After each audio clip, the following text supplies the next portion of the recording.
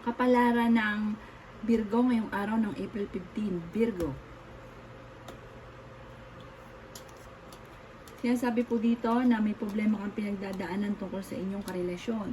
Kaya sabi rin po dito na temporary ay maaaring may problema kang pinagdadaanan sa pera. Temporary lang po yan.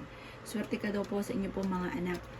Mag-iingat ka dahil maaaring mawawalan ka ng isang bagay na parang sobrang importante sa inyo or maaaring may mag-a-attempt na kumuha ng pera ninyo.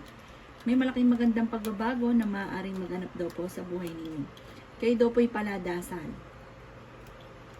Meron kang problemang pinagdadaanan tungkol sa usapin ng trust issue. May problema ka sa inyong karelasyon, wala kang tiwala na sa kanya. Sabi rin po dito ay maging balance ka sa lahat ng bagay. May magandang balita na paparating na may kaugnayan sa pera. I-release ko ano nagpapabigat ng inyong kalooban.